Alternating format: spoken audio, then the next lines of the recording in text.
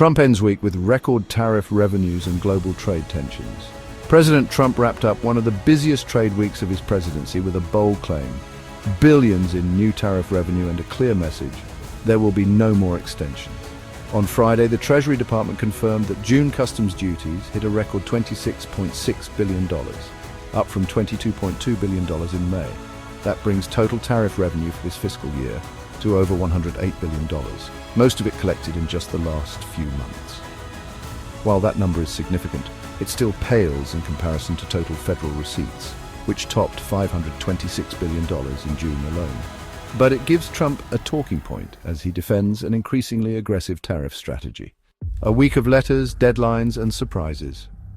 This week's headlines were non-stop.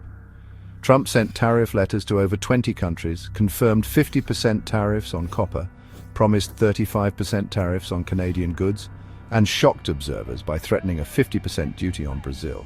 Not over trade, but over the trial of former President and Trump ally, Jair Bolsonaro. Maybe at some point I'll talk to him. Right now I'm not. Trump made it clear. August 1st is the deadline, and the big money, as he put it, starts flowing then. Canada in the crosshairs. Canada, a major US trading partner, was another surprise target this week.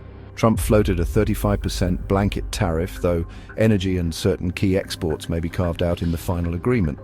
Canadian Prime Minister Mark Carney responded diplomatically, saying talks are ongoing and that Canada is prepared to defend its interests. Ahead of the August 1st deadline and a larger USMCA review scheduled for next July. Despite the tough rhetoric, markets barely flinched. The S&P 500 dipped slightly on Friday, but still closed the week near all-time highs. Earlier in the week, the Nasdaq, tech stocks and industrials all posted record closes. Trump leaned into the moment, hosting Nvidia CEO Jensen Huang at the White House and declaring, Tech stocks, industrial stocks, Nasdaq hit all-time record highs. The USA is back. It was a stark contrast to his Liberation Day tariffs in April, which rattled markets so hard that Trump paused implementation. Analysts say this week may have been just a preview. Raymond James strategist Ed Mills noted that the tariff landscape is evolving rapidly.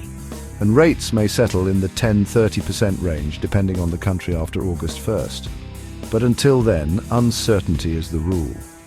With 50% tariffs promised for Brazil, 35% for Canada, and blanket tariffs of 15–20% on most others, the coming weeks will be critical for US trade, global markets, and economic growth. Stay with Data Drop Daily for clear AI-powered updates on business, markets, and global trade in under 5 minutes.